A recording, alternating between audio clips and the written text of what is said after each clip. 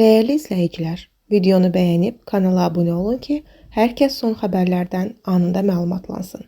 Bir neçə gün öncə əri tərəfindən baltalanaraq öldürülən 60 yaşlı Nərminə Bədilova vəzifəli şəxs imiş.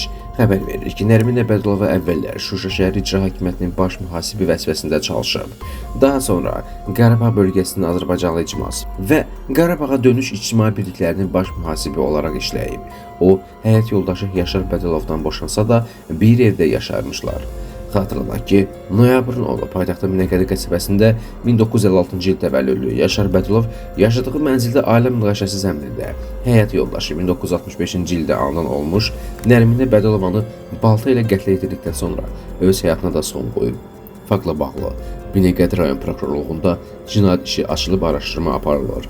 Qeyd edək ki, Nərminə Bədilovanın işlədiyi yerlərlə bağlı ilk məlumatı Yeni Sabah yayıb.